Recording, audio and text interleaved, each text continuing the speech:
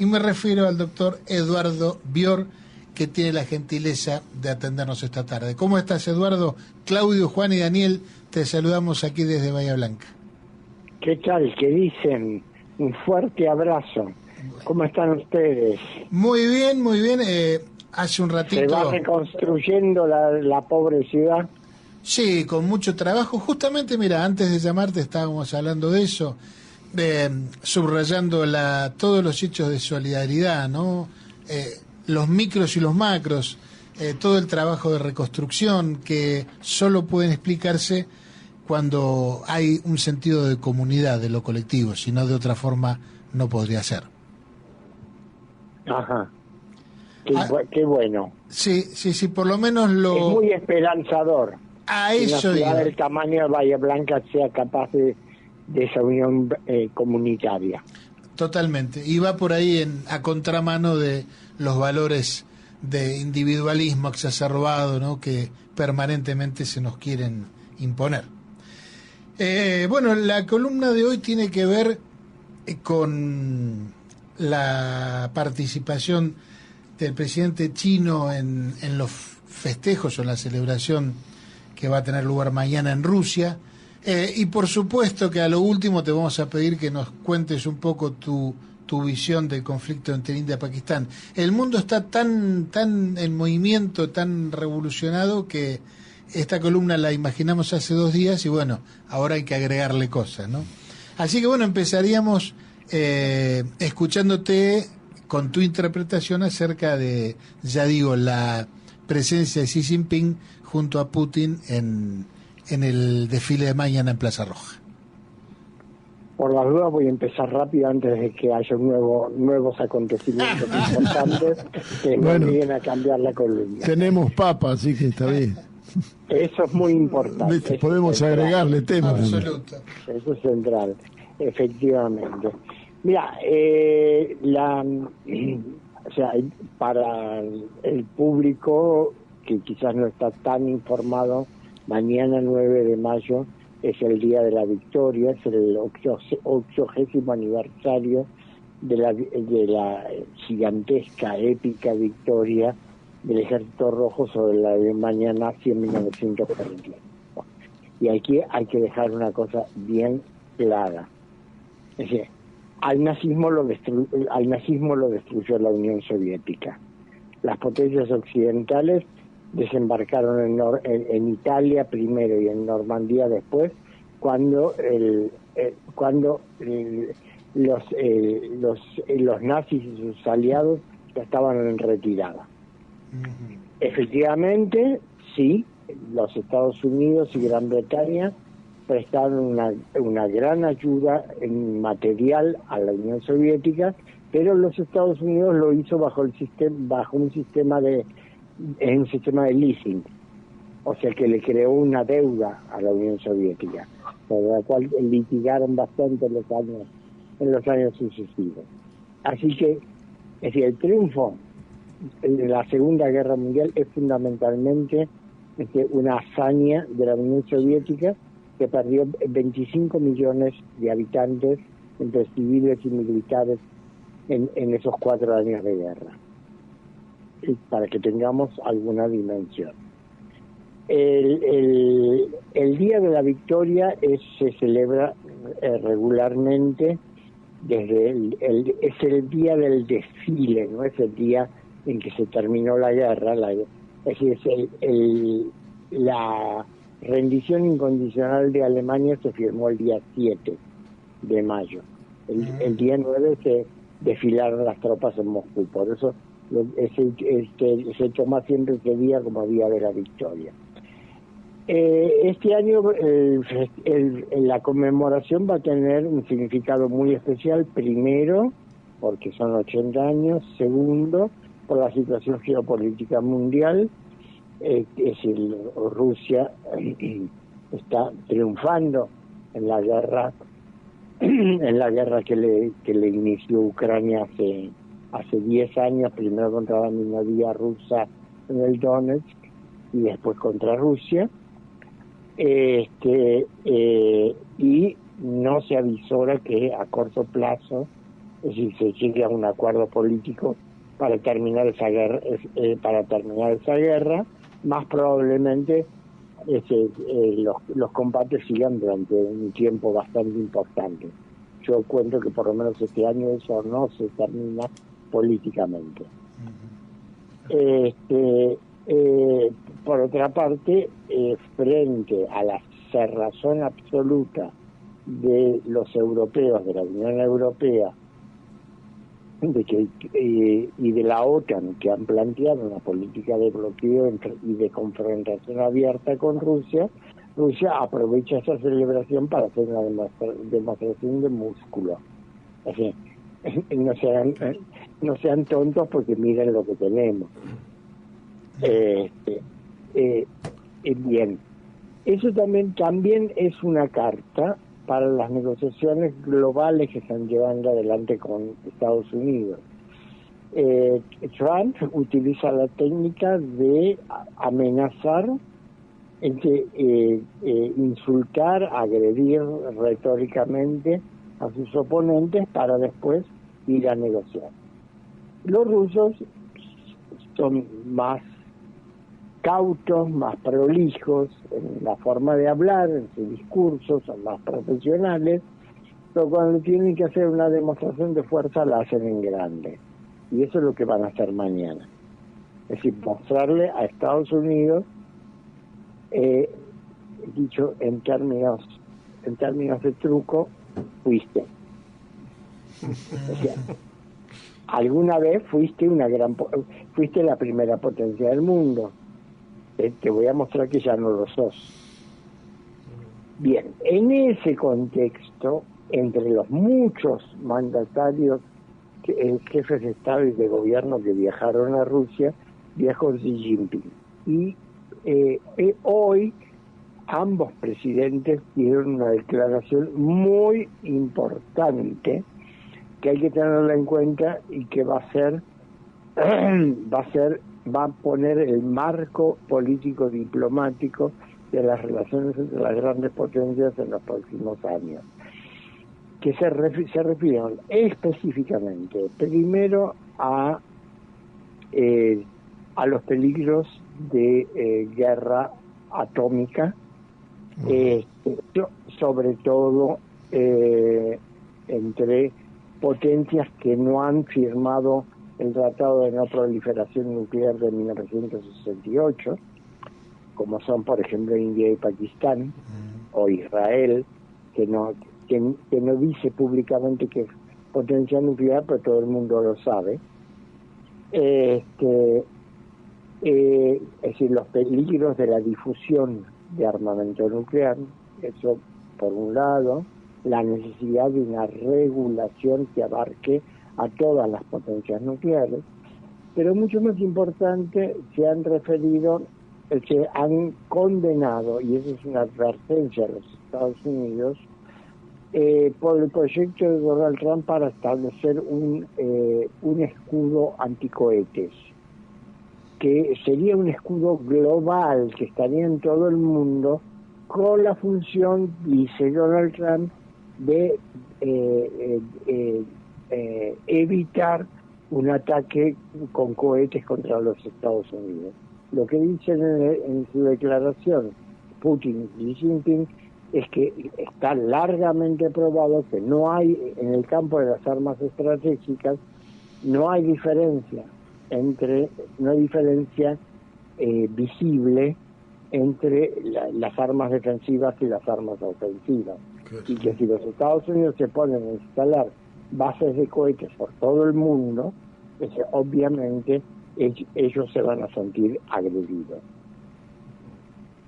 Y el tercer punto, que es muy importante, es el alerta que dieron, y aquí de alguna pequeña manera estamos involucrados, el alerta que dieron contra la militarización del espacio. ¿Por qué lo digo? Que estamos involucrados porque gracias al amigo Elon Musk, la empresa Starlink ha tendido una red de satélites en la baja atmósfera pero que pueden interrumpir, pueden interferir en la navegación de la alta atmósfera y el espacio más cercano. Con lo cual han creado un peligro y un eventual, nuevamente en este tema de que es difícil diferenciar lo que es defensivo y lo que es ofensivo en el campo de las armas estratégicas, han creado un nuevo peligro en el espacio. Nosotros quedamos implicados precisamente por la influencia que Starlink está tomando sobre el espacio satelital argentino. Es decir, un espacio que tradicionalmente era un espacio de paz y bajo control del Estado argentino, al degradarse el papel de ARSAT e implantarse el servicio de Starlink, quedamos involucrados en una confrontación estratégica entre las grandes potencias sin tener nada que ver con el tema. Claro.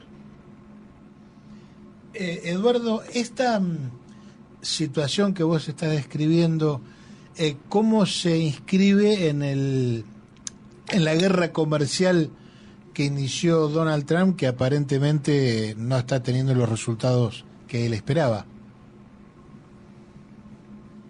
A ver,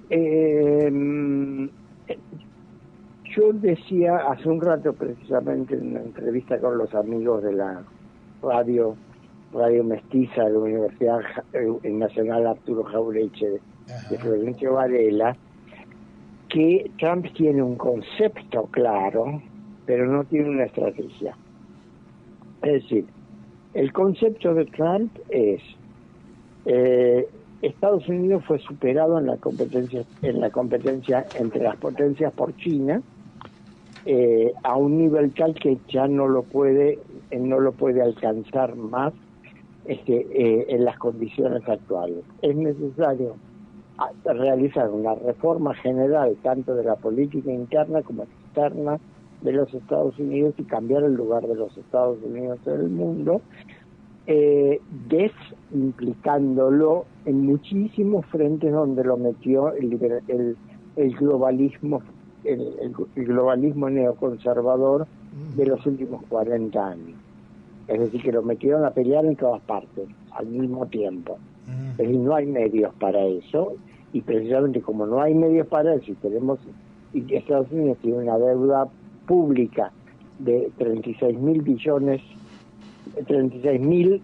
billones con B larga, billones de dólares, que es absolutamente impagable, que coloca al país prácticamente en el default.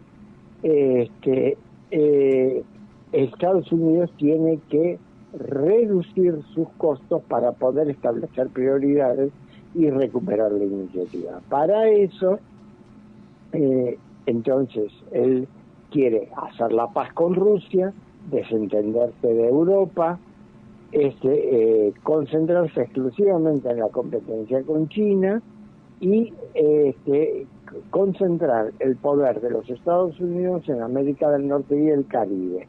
Para eso recuperó el control del Canal de Panamá y quiere tener el control directo o indirecto de Groenlandia por el acceso a los minerales, pero también por la llegada al Ártico, y aumentar su influencia sobre Canadá y México, para convertir toda esa inmensa región en un único mercado norteamericano que le permita a las empresas norteamericanas volver a acumular capital, innovar y en algún momento llegar a poder competir con China. Para eso un instrumento de eso son los aranceles. Los aranceles que nuevamente, como se vio, él los implementó para negociarlos. Es decir, yo me acuerdo, digamos, cuando le subió los aranceles a todo el mundo, el gobierno argentino festejaba que a Argentina solamente se les había subido 10%. Sí, pero antes no pagabas nada. Ahora te metió el 10%. Y eso es un montón de plata. Claro. Ahora, ¿qué pasa? ¿Cuál es el problema de Trump? El problema de Trump es que Trump no maneja el capital. Es una asociación de 7 reservas federales, reservas estaduales y bancos estaduales que son privados. Y que ellos son los que manejan la política monetaria y cambiaria de los Estados Unidos. Y tienen como responsabilidad evitar la inflación, es decir, la estabilidad monetaria y manejar las tasas de interés a un nivel compatible con el crecimiento de la producción, que son en este momento 2 objetivos contradictorios entre sí. Entonces, Trump quiere que la Reserva Federal baje las tasas de interés para que se pueda relanzar el crédito y la producción. La Reserva Federal no quiere porque tiene miedo a la inflación. Desde el punto de vista neoliberal y monetarista tienen razón. Lo que pasa es que si no bajan las tasas de interés, no hay relanzamiento de la producción y por lo tanto el proyecto de Trump se queda sin patas. Entonces, ¿cuál es el problema de Donald Trump? Donald Trump necesita movilizar contra la oligarquía financiera. Pero el problema es que él eligió un discurso político ultraconservador. Él tendría que tener un discurso político nacionalista social para poder hacer eso. Entonces, claro, movilizaría a los trabajadores norteamericanos, al pueblo norteamericano contra la oligarquía. No tiene cómo hacerlo, porque todo el aparato mediático y las iglesias que lo sostienen a él, que son los que crean ideologías, son ultraconservadores. Entonces, no van a hacer esa apelación política y social al alzamiento del pueblo contra la oligarquía. Y por el otro lado, en relación con eso ha llevado también a que Trump, este gobierno, a diferencia del primero, lo haya llenado de gente disciplinada, que le obedecen ciegamente. El problema es que son una manga de no son militantes revolucionarios, son una manga de oportunistas que van por su negocio y le obedecen todas las directivas de Trump, pero son absolutamente incapaces y ineficaces. Ya de hecho tuvo que reemplazar la semana pasada al asesor de seguridad nacional Mike Waltz, porque el tipo era más representante del gobierno israelí ante Trump que el representante de Trump.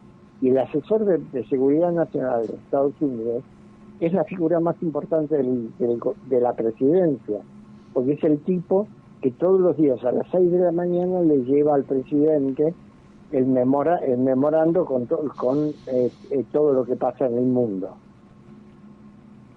Entonces, fíjense el problema que tiene Trump. Tiene gente que le es disciplinado, no quiero decir leal porque no creo en la lealtad de esa gente, que le es disciplinada, pero son corruptos y una manga de imbéciles.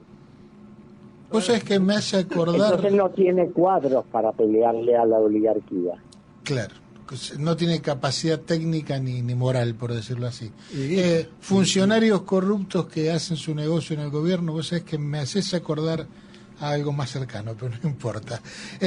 Volviendo al desfile de mañana, la presencia de Lula también puede leerse como una presencia fuerte de los BRICS, no ya solamente como, sí. Como China. Yo te diría como una presencia fuerte de Brasil, es decir, como la proyección de Brasil como una potencia con cierto grado de autonomía que le permite hablar con Dios y con el diablo. Cuidado con el tema de los BRICS por lo siguiente. Yo justamente decía en el programa anterior donde me entrevistaron, y ahora pasamos al último tema que a ustedes les interesa, que la primera víctima del conflicto entre India y Pakistán es BRICS. ¿Por qué? Es decir, BRICS, a diferencia de lo que se cree, no es un bloque económico, no es un bloque político, sino lo que yo llamo un club o un foro de las buenas maneras en las relaciones internacionales, en el que una cantidad de países negocian y acuerdan entre sí en un plano de igualdad, sin hegemonismo, sin dominación, y van tomando acuerdos políticos, sociales, económicos, monetarios de distinta índole. Pero son países muy diferentes, con orientaciones y alineamientos muy diferentes, como por ejemplo Irán y Arabia Saudita. Pero justamente un conflicto entre dos naciones del sur sería la oportunidad de oro para que los BRICS ofrezcan el foro en el que se puedan entender. Ahora, ¿qué pasa? India es miembro de BRICS. En los últimos años con pocas ganas. Porque Narendra Modi, el primer ministro, ha ido orientando el país más hacia Occidente. No del todo, como ya vamos a ver. Y Pakistán no es miembro de BRICS. Quedaría como opción de foro diplomático al cual pertenecen los dos, la Organización de Cooperación de Shanghái, que es la organización fundada en el año 2000, a la cual pertenecen en este momento, es decir, muchísimos países de Asia y de Europa, sobre todo de Asia, porque de Europa creo que está solamente Rusia, me parece. Que es una organización para garantizar la seguridad y la paz en Asia. El problema es que por más que sea muy paritaria, muy igualitaria, la organización se llama de Cooperación de Shanghái, tiene su sede en Shanghái, en China, y objetivamente su centro y su país más importante es China. Es decir, yo no creo que India, antagonista histórico y de larga data de China, esté dispuesta a que China sea a ir a resolver políticamente su conflicto con Pakistán en la Organización de Cooperación de Shanghái. Quizás un arbitraje de Rusia podría ayudar. Sería una posibilidad. Eso habría que verlo. Al respecto, vos sabés que hoy estuve viendo más o menos hasta la mitad la entrevista que te hacen, que está en el canal de MP de YouTube, donde el título es justamente "En Cachemira estalló una guerra contra el BRICS", donde desarrollás esto con mucho más detalle y precisión. Claro, justamente la idea, el título acorta mucho y quizás por razones de espacio y quizás da una falsa impresión. Claro. No es que la guerra estalló para romper el BRICS, aunque yo sospecho que hay una mano negra británica que alentó el estallido del conflicto simplemente para crearle a China, a Rusia y a Irán un problema en el sur de Asia. Es decir, para crearles un nuevo foco de conflicto. ¿no? Con la vieja tónica imperial de divide y vencerás. Pero digamos, este conflicto es un conflicto que tiene una larga historia, está abierto desde el momento de la independencia de ambos países en 1947. Recordemos que desde en ese momento, cuando se independiza India, Gran Bretaña tiene la astucia de partir el subcontinente indio en dos países de acuerdo a la confesión de la mayoría de la población. Es decir, los musulmanes a Pakistán y los hindúes o hinduistas a India. Con lo cual se produjo nuevamente en aquel momento un desplazamiento de millones y millones de personas que tuvieron que abandonar su país para ir al otro. De todas maneras en India quedaron hoy en día más de 100 millones de musulmanes, y ese conflicto se focalizó en la región de Cachemira, que es una región del norte, una región montañosa del norte. Bajo el Imperio Británico era un principado relativamente autónomo, bajo dominación británica, de mayoría musulmana, que fue partido en 2/3 para India y 1/3 para Pakistán. Desde los años 80 hay un movimiento nacionalista que quiere independizarse de India y quiere, según las facciones, algunas quieren sumarse a Pakistán y otros quieren la independencia de Pakistán. Con los años, como sucedió en muchas partes del mundo, en muchas partes sobre todo de Asia y de África, ese movimiento fue cooptado por los servicios de inteligencia británicos y se convirtió en un movimiento islamista. Entonces es un movimiento islamista, terrorista, que estuvo sostenido y fomentado durante mucho tiempo por el servicio de inteligencia pakistaní y cometió una cantidad de atentados dentro de India. India, para devolvérsela a Pakistán, financia a los terroristas baluchos de la región suroeste de Baluchistán, que también reclaman la independencia de Pakistán, la separación de Pakistán, y en eso estamos, digamos, por Cachemira hubo ya 3 guerras entre India y Pakistán, en 1949, en 1965 y en 1999. Entonces ahora el problema que se planteó ahora apareció por un atentado que se produjo en un centro turístico en la alta montaña, en el Himalaya de Cachemira, el 22 de abril pasado, donde un grupo terrorista asesinó a 26 turistas, la mayoría de los cuales eran hombres. Un asesinato muy brutal, además era asesinato personal, es decir, los tomaban y los mataban delante del resto, uno por uno, una cosa asquerosa. Inmediatamente India, digamos, rebajó el nivel de sus relaciones con Pakistán, y lo más grave para Pakistán es que cortó el suministro de agua de las represas del Alto Indo, que están en territorio de Cachemir, bajo administración india.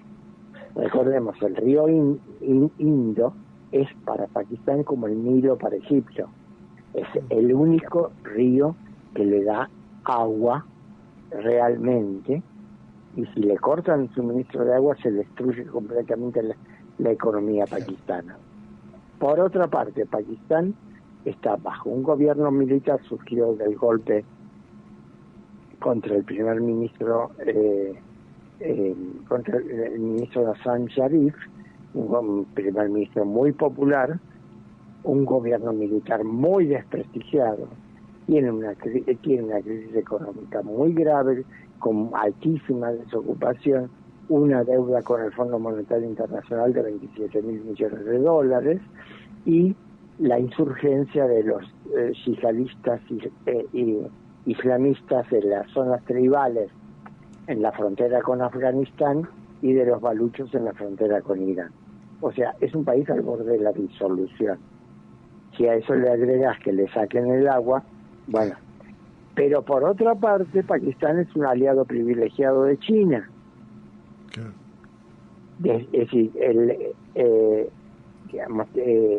desde hace muchos años, y actualmente tiene un fuertísimo armamento chino que en estos días se ha demostrado muy superior, pero muy superior al armamento europeo que tienen los indios.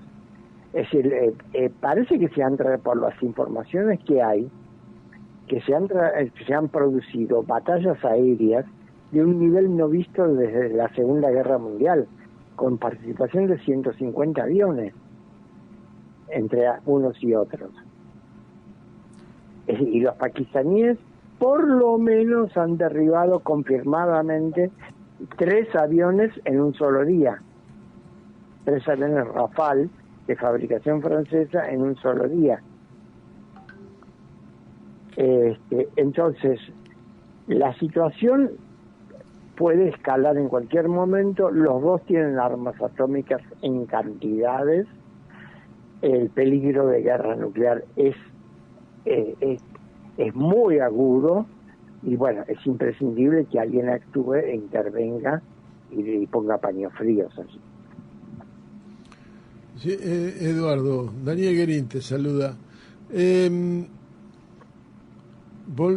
gustaría, para ir encarando, ya se nos está terminando el tema del programa,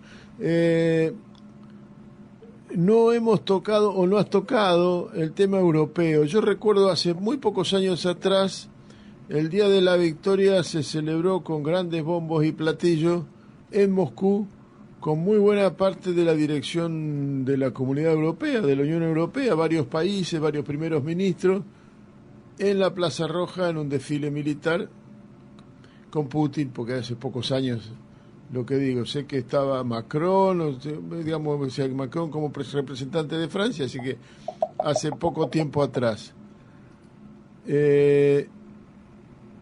¿Cómo ahora, no, obviamente que no están, pero están, hiciste un número... No solamente no están, Daniel, sino que Ursula von der Leyen ha amenazado con sanciones a los jefes de Estado y de Gobierno que asistan a Moscú, como el caso de Robert Fico, el primer ministro de Eslovaquia. Pero son amenazas intraeuropeas, porque más allá no puede decir nada la señora.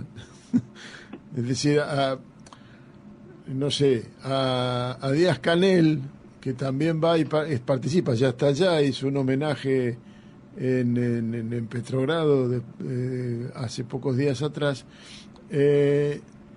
No hay cómo la OTAN pueda, o la Unión Europea, provocar nuevas sanciones sobre Cuba. Se queda con la amenaza, no la juega, no la ven, porque vos hiciste una referencia en cuanto a esto al juego de Putin, de Trump, tratando de reacomodar internamente y jugando en un esquema de contradicciones, y me da la sensación, con lo que vos definiste, que tiene una idea clara Donald Trump, pero no tiene una estrategia, que la Comunidad Europea, la OTAN en particular, Donald Trump adentro de esa idea clara la tendrá, pero la estrategia no le está dando ninguna. Y entonces, ¿cómo la Unión Europea responde a esa no estrategia del país al que se subordinan? Responde siendo rehén de la estrategia británica. Ajá. Es decir, hoy en día quien tiene claro lo que hacer es Gran Bretaña, que es provocar y provocar. Es decir, asusar la militarización de Europa para llevar a Europa continental a un conflicto frontal con Rusia. Es decir, están repitiendo la estrategia imperial de mediados del siglo XIX, cuando llevaron a un montón de países europeos a la guerra de Crimea contra Rusia, que fue un desastre.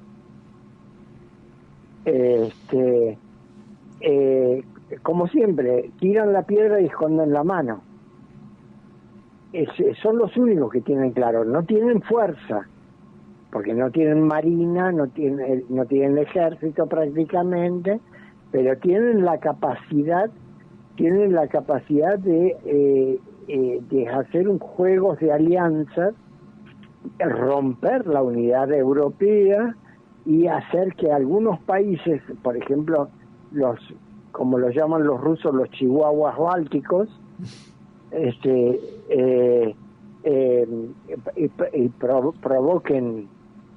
provoquen militarmente a Rusia con nada. Los países escandinavos han armado una alianza militar propia, relativamente independiente de la OTAN, pero eso corresponde a los intereses de Gran Bretaña porque le protegen el flanco norte a Gran Bretaña. Es decir, Europa carece completamente de concepto, estrategia, conducción, y el nivel de su dirigencia política es miserable. Claro, así que volviendo a tu alegoría del truco, Europa tiene 2-4 y una sota de copa. No. Claro, pero quiere cantar, pero quiere cantar falta envido. El falta envido y el quiero retruco en una sola mano. Y ahora volviendo a tu alocución, a lo que planteaste de Donald Trump, de Estados Unidos y de la dirigencia norteamericana, me parece que todo eso, lo que Estados Unidos tiene en alguna medida, la Unión Europea no lo tiene. No tiene marina, no tiene ejército, no tiene armamento suficiente para el juego que quiere jugar. Sin embargo, es recurrente, lo nombramos en Cachemira, lo nombramos en Pakistán, lo nombramos en nuestra charla anterior con el general Melani en Malvinas, en el Atlántico Sur, y ahora aparece en esta conflictividad de la Unión Europea. ¿Será que el Reino Unido tiene esa capacidad de cuadros que Estados Unidos no tiene?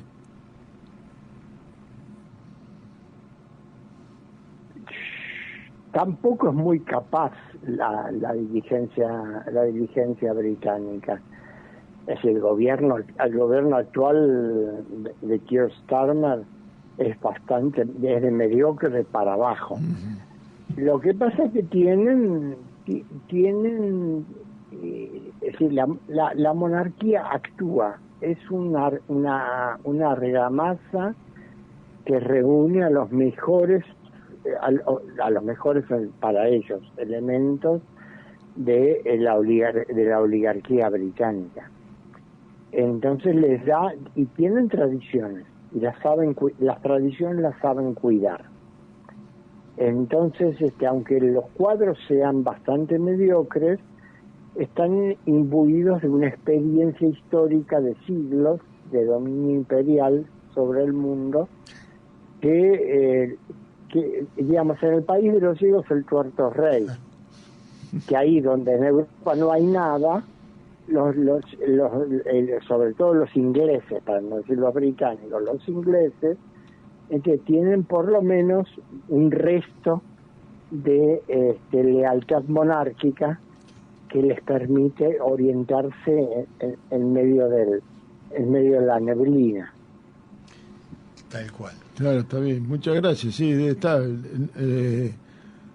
Tienen más que los norteamericanos, pero no de eso no se pueden dar. No es mucho lo que tienen, pero no es mucho lo que tienen, pero tienen más que los norteamerinos y que los europeos. Un ancho falso y un 2, digamos. Claro, aclaremos, frente a Rusia, no pasan de la primera mano. Claro, totalmente. Eduardo, te queremos agradecer en el alma, como siempre, esta columna, esta participación. Realmente son temas muy complejos que sin la ayuda de alguien que esté imbuido profundamente en el tema, por ahí uno se pierde en el fárrago de cosas. Así que 1.000.000 de gracias y hasta cada momento. Por supuesto, un fuerte abrazo. A ver cuando comemos un asadito en Bahía Blanca o en Monte Hermoso. Cuando quieras, cuando quieras. Dale. Un abrazo grande, Eduardo. Hasta la próxima. Gracias. Muchas gracias. Nos hablamos. Chao.